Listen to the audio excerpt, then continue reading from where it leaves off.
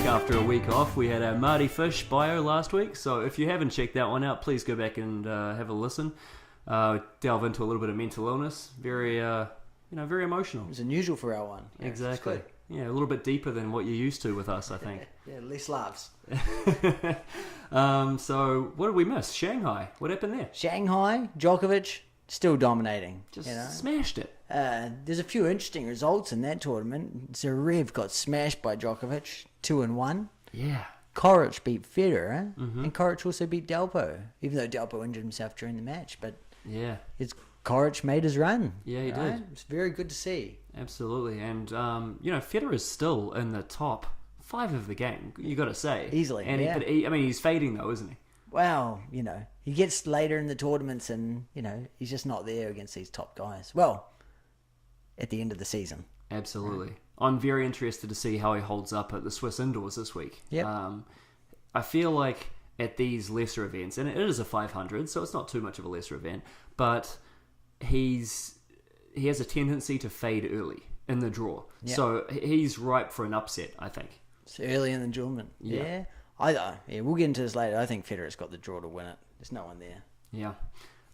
In Canada, we had the Calgary Challenger last week, which Ivo Karlovic, who is 37, 38. Wow, yeah. Making it all the way through the draw. Wow. And he won. And he won it. Yeah, there was Rob Rado was playing there as well.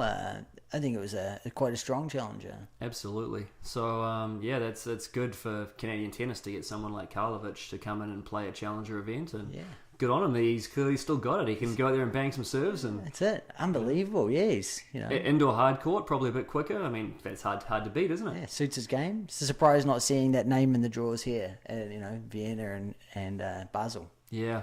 Del Potro's had an awful run of injuries. Oh, man. Tell him about it, right? He's had 4 surgeries on his wrist, and now he's fractured his patella in his knee, falling over against Coric. Looked like a pretty innocuous fall, too. I mean, it didn't... I don't know. I mean, he's a big man, I guess. The bigger you are, the harder they fall, right? God. It's a big fall from all the way down from there. It's tough, Someone like Del Potro, who I think's been at the top of the game for the last 10 years, hasn't qualified for a year-end event since 2013. No. Yeah. That can't be right. Due to injuries and everything else, 2013, 5 years. And now he qualifies for his first one. He's 3 in the world and bang, another injury. That's tough mentally to deal with. Did you see that photo he posted on Instagram where he's sitting on a chair with his knee brace on? No. And he's just sort of... Again. Sitting back and, slumped, there's people around him, but he just looks so depressed, and you got to feel for the guy. Gutted. Yeah. We'll go on about this year-end event shortly, but those guys make a killing. $100,000 a match if you win, and big prize money. It's a shame for someone like that. Yeah. Well, you butter your bread, as they say, Andy. Hey, oh. So what did we have last week? We had 3 250s, Moscow, Antwerp, and Stockholm. Yep. Well, what were some of the results there? Well, Moscow was quite interesting. It was won by our boy Karen Kakanov. Oh, I'm not surprised. And he went through quite easy, and he beat Maturano in the final 2-2.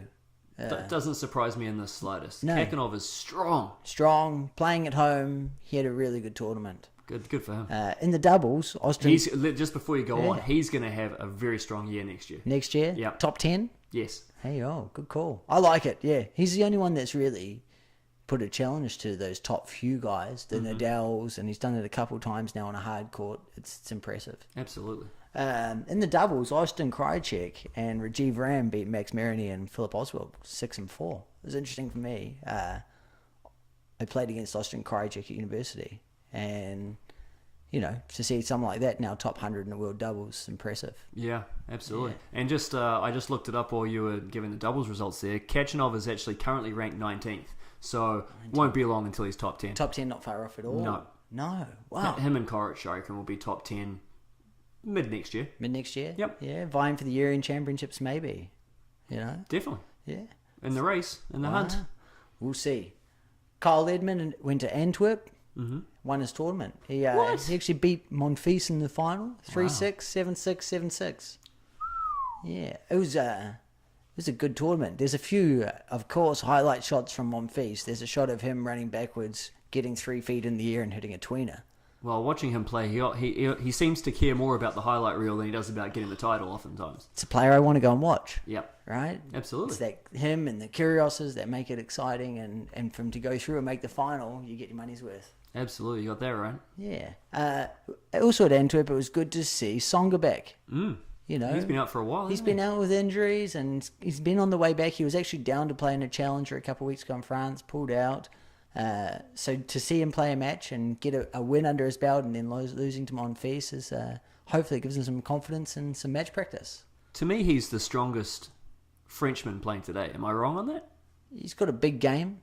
I think if he's fit. Yeah, if he's fit, he's got weapons, right? I think most of those other French guys don't necessarily have a weapon. You've got the Puyol, you've got the Gasquets, you know, Beneto's. Even Monfils. Yeah. Doesn't have the weapons that he does. Yeah, not the physical weapon. They might have court coverage or they might have a slightly better backhand than forehand, but it's not a weapon like those top guys have. And Songa, he has that with that serve and that forehand. Stockholm. Tsitsipas. Yep. Beat Golbus in the final. Golbus came through. I'm surprised about Golbus there. Came through qualies. Did he? Yeah, he actually beat the boy Jack Sock. No surprises there. In the first round? Jack Sock had a bye and then lost second round. So oh, dear. I think so. No, sorry, I lied. Jack Sock won a round, posted on Instagram that he actually won a singles match. At least he's got a sense of humour about it. Yeah, we're going to have to keep an eye on poor Jack Sock because he's currently ranked 18th in the world. And as you said, isn't he defending 1,500 points? Yeah, he's going to be 150 or less. Yeah, and he's got 1850 right now. So if he's a long way down. He's going to be well outside the top 100. Yeah, well outside. Oh dear. And then having to play qualifying to get an Australian Open, it's going to be hard for him to come back. Once you're outside the top 100. He needs a blistering performance next week. I don't even think it matters how well he does next week. You know, it does if he can stay in the top 100. I understand what you're saying. Yeah, you might get to the quarter. If you get to the quarters or round of 16, you've saved your socks. You know, you might get 300 points, and suddenly you're still in the top 100. Still qualifying for the Grand Slams. Yeah, that would help. But man, if he doesn't do anything these next couple of weeks, watch out for him on the Challenger circuit because he's got to be out there. Do you think he would bother? I think you got to. Really? Yeah, you're not beggars can't be choosers, Gareth. He gets a lot of wild cards, and you know. Maybe some of them are undeserved, but they must have been deserved because he was top 10 talent. Yeah. Right? So hopefully he gets out there and plays some challenges, gets some wins under his belt because I think that's what's missing. Goes out there and starts performing again. I mean, look, I like the system in which you have to perform each year to retain your spot, but it's cutthroat. It is. Like you've got to perform, and he has not performed this year. He's won 8 singles matches all year. Normally, once you make it into that top 100, it seems hard to get your way back out of there. Well, it is if you're winning just a few matches. And for him not to be winning any is shocking or amazing, right? Yeah, because I could be wrong, and I don't have this in front of me, but I feel like he won a few at the start of the year, and then just completely fell apart and didn't win a match after it. And it's quite deceiving because he had buys in a lot of tournaments where he'd have a buy and win and have a round advance and then lose. And you're like, yeah, you second round. You don't? Do you get those points if you get a bye? I think nowadays you do. Yeah. Oh wow. Yeah. That's why it's so good to be up in that top 10, kids. Oh yeah, a lot easier, right? Yeah. Yeah. And the doubles, Marcus Daniel and Wesley Koloff actually lost in the final to 2 Brits, Luke Bainbridge and Johnny O'Mara. Just good to see a Kiwi in the final. Absolutely. Hey? What else? So we had some ladies? issues with the ladies. Yeah. Andy. Well, issues. Look. I'm very cynical, Gareth. Yes. Right? I know you well. This week you've got the year-end Women Championships, okay, in Singapore. You had Kiki Bertens, Pliskova, and Sloane Stephens all playing in Moscow. Now, Moscow to Singapore, I don't know. I didn't look at the flight, but it's not a short one, right? No. You have to go all the way across Russia, I assume. Yeah. To go there. All the way over to play in Moscow. That's fine. They all lost second round. Mm-hmm. Bertens lost in 3 sets, so I'll give her a pass. But Pliskova and lost to Zvonareva 1 and 2, and Sloane Stephens lost to Ons Jabeur 3 and 2. So this is where I'll get a bit deeper into it. Losing second round in Russia, they got $13,320. Not much. Well, enough. Well, I not wouldn't- much comparatively. Not much comparatively. This week in Singapore, for participating, you get a minimum of 110,000. For winning a match in pool play, you get 153,000. So, what's the point in staying in Russia for those extra 4 or 5 days when you've got time? You can go over to Singapore, you can acclimatize, and you're going to be playing for a minimum $150,000 a match. Is it? Why even go back to Moscow in the first place? I don't know, man. Because it doesn't seem financially worth it. No, it doesn't seem financially worth it. Maybe they had already committed to that event earlier in the year. Yep, Perhaps. possibly. Maybe they got an appearance fee. Yeah, I mean, Pliskova, she got to the final the previous week in Asia, then flew to Russia, and now flies back to Asia. It doesn't make sense to me. No. Not if you're the top 10 in the world, and this is one of the biggest events of the year, and you can gain a lot of points and prize money from. So let's just lay out exactly what we're saying here. I'm saying that Sloane Stephens is a tanker. She tanks a lot. Since the French Open... here we go. Sloane Stephens is only a big tournament player. I believe she has lots of questionable matches in this year. Since the French Open, where she made the final, she has a record of 12 wins and 9 losses. You take away the majority of her wins coming in the US Open and Montreal, and she has a record of 4 wins and 7 losses. Interesting. That's tanking. Well, I don't know. Maybe she just I don't know doesn't. if that's tanking. Maybe she doesn't get up for those matches because it's not in the spotlight, or they're not worth as much, and she doesn't feel like she needs to try or whatever. But as someone who likes a punt, that is so difficult, Yeah. right? I like Sloane Stephens' game. I think she's a top player, and every time she gets out there, she should win 80% of the time. She's below 50%. So, following her in a Grand Slam or a 1,000 event for sure. Every other event, if I was a tournament sponsor, I would not be giving her any type of appearance fee to come and lose first or second round. It is, it's tough, right? Yeah. I mean, but that's just my perspective. I don't know if it's right or wrong, but there's no way I'm flying from Asia to Moscow, back to Asia, when that week I'm paying for more than the total prize money of the last tournament. I don't know. That's tough. It is tough. Yeah. So let's just leave that for Yeah, now, leave it because there. that's we'll have to keep an eye on Like, come on. results moving forward. Sloane Stephens went out there and beat Osaka.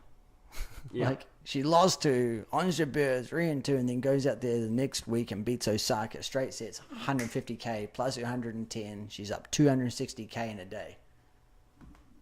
Come on. Someone have a word to her. The news coming out of Wimbledon this week was that fifth set tiebreakers are going to be instituted from 12 games all in the fifth set. What are your thoughts on that? 12 all in the fifth, huh? 12 all. I mean, it's close, right? Yeah. I mean, we all talked about this a while ago, and what should they do? And people are very classic, and they wanted the same. 12 all is a slight compromise, I think. I think that's fair. It's a slight compromise. It still means you're playing an extra set of tennis, so you're playing 6 sets. Yeah. And if nothing's come to a result there, let them play a tiebreaker and get off the court. I think that works for everyone. Yeah, I mean, look, it doesn't work for me, No. and that's okay. That's okay, because I don't want to see a match that goes to a fifth set tiebreaker anyway. No. I don't want to see a match that goes to a fifth set tiebreaker if it's 6-6. That's not what I think tennis should be moving in the direction of. I think it should be 3 sets. I've made my peace. That's okay. Not everyone agrees with me, and that is absolutely fine. That's the product that I would want to see the most. Yeah, 100%. But staying with the tradition, I think 12 all's a decent compromise. Yeah. It's something. I don't think we're going to see. Well, it's going to be for these John Isner versus Kevin Anderson matches. That's it. exactly what it's for. It's the That only nobody person. wants to see anyway. No, big Unfortunately. serving, boring tennis. No. It's yeah. People who I paid see money to watch that semi-final were more excited about the next match. and missed it. And missed it. Sorry, guys. I wonder how they think about the tiebreak rule. Anyway. So we've got the Swiss Indoors and Vienna, 2 500 events this week. We've got Dominic Thiem as the top seed in Vienna, which makes sense as he's Austrian, his home event. Kevin Anderson second seed. Any surprises you see in that draw coming through? Don't know. I like Dimitrov's draw. Another player who hasn't had a great year, but would be good to see him do well here. I think the indoor surface should suit his game. I thought Felix had a chance against Fuchsiewicz. No idea. That's a tough one from Hungary. But he lost in 3. Still, I think it's a really good result for Felix. A couple of weeks ago, he won a challenger. And the guy's on a roll. Just outside top 100 now. And hopefully that keeps increasing to get him into the Grand Slams. Absolutely. I like Kachanov. We spoke about him earlier. I think he's got a decent draw. He's got a wild card, Denis Novak first round. And I think, I think Dominic Thiem has got a really tough draw. Yeah. So even though he's top seed... That's a second round matchup, right? No, that would actually be quarterfinals. But Songer versus Query is a very tough first round match for both of those guys. Yeah. So whoever gets through that, I think, will probably have the front running over Dominic. Yep. That's my personal thought on it. Especially indoors. And Thiem hasn't played well since the French Open, really. He's been very streaky in some illnesses. And for Basel and for the Swiss Indoors, we spoke earlier about how I think Federer is going to have a tough time. But, we'll see. Hopefully he can find some form before, what is it, next week? The Paris Masters? I think probably Federer and Zverev are likely to get through. But, these tournaments are the ones where you're going to see some upsets. Yeah, I think Federer's a huge favourite to win at home. Yep. Right? I think the bottom half of the draw has the stronger players. But I don't know. What matches do I want to see in there? Mm-hmm. I hope Popperin from Australia. He won the French Open Juniors a couple of years ago. I like to see him beat Ebden and see how he goes against Zverev. He did beat Ebden. He did beat Ebden. Yep. So I'd like to see how he goes against Zverev. So that could be one heck of a matchup if Zverev can get through Haas, which is not a given. No. I think Haas actually beat Zverev this year. He might have. Yeah. And then you've got Popperin and Zverev second round, 2 young guys. That would be great to see. Yeah, and Popperin's a big boy, and he's got a bit of a game around him. Very interesting to see. One to watch, definitely. Absolutely.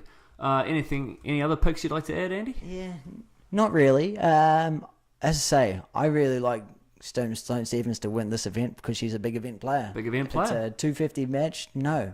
So she's gotten her tanks out of the way and she can get some wins now. Get some wins on the board. Yeah, and she can make $1 million rather than winning 100,000 playing in 250 or whatever it is for the ladies. I like Kevin Anderson going through. That's about it. Yeah. You like Kevin Anderson to get through that draw pretty far? Yeah. Indoor courts, I think he's playing the best tennis of his career. I think he's going to have a tough time with Borna Coric. In the quarters, yeah. Coric's been on fire. Yes. We'll see. It's a good tournament. I really thought Cameron Norrie was going to beat Isner. It just finished just then. He lost 7-6 in the third. Oh. As a lucky loser, what a tough draw. Yeah. Isner had 2 matches last week. 7-6, 7-6, 7-6, 7-6, 7-6, 7-6. Back-to-back matches. Well, at the last course I was at, we talked about how good his serve is. And yes, he's massive. He's 6'10", or whatever the hell he is. But he's also got one of the cleanest motions you'll ever see. If you want to just go on YouTube and take a look at John Isner's service motion, it is so clean. Yeah. He goes straight up, brings the back leg up to the right spot, throws the ball in the right spot every time. Great pronation as he comes through. And yes, his height helps him a lot. But I tell you what, if he was 6'2", he would still be doing really well with that serve. Yep, he's got a serve on him. Yeah, absolutely. Definitely. All right. Should we wrap it up there? Wrap it up, man. All right. It's all good with me. Find us on iTunes and Stitcher. If you want us to discuss a certain topic, please reach out on YouTube, Instagram, and Twitter. If you want us to do another bio like we did with Marty Fish, give us some suggestions. That'd be great. We are Two Guys Talk Tennis. If you like what we do, please subscribe, rate, and share. So I don't have to hunch over so much. All right. Thanks, everybody. Sweet.